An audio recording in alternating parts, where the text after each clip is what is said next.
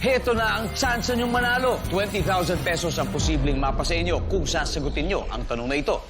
Ituturo ko sa inyo ngayon kung paano tayo magre-register at sasali sa Family Feud Guest to Win promo. Ito ang kanilang second season para may chance tayo manalo araw-araw. So, paano tayo sasali sa Family Feud gamit ang ating cellphone?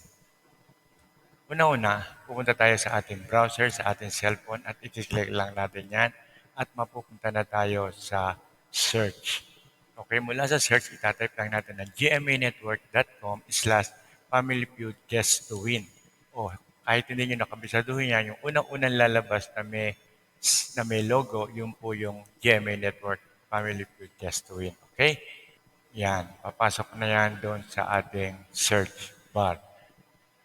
And then papasok na tayo sa website ng GMA Network Just to Win promo. Okay?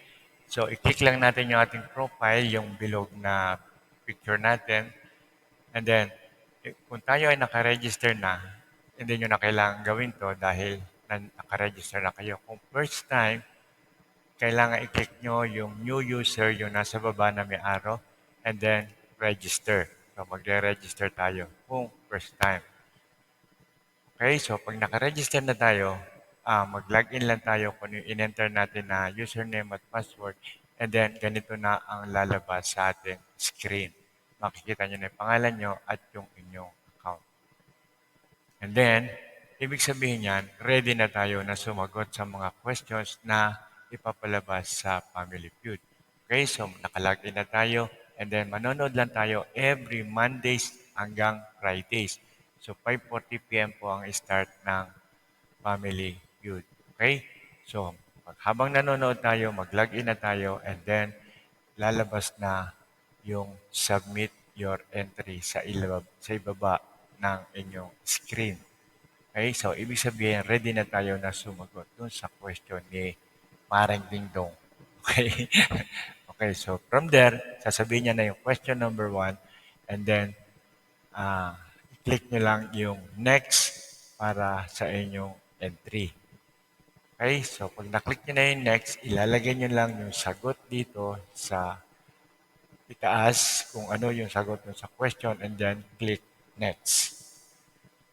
Okay, so after that, tatanungin lang kayo ng inyong personal information. So enter nyo lang yun, first name, last name, saka yung inyong email address, including yung address. Okay? So after nun, tapos na tayo. So ganun lang ang sequence na gagawin natin. So 3 questions yan, so 3 beses siya gagawin. Basahin lang natin ang mga promo ng Family Feud. Guest to Win second season. Okay, so nandiyan po lahat ng kanilang mechanics sa kasinong mga pwede sumali. And then, yan ang promo mechanics. Basahin lang po natin yan. Pwede nyo i-post tong video na to para mabasa nyo yung page by page. Okay?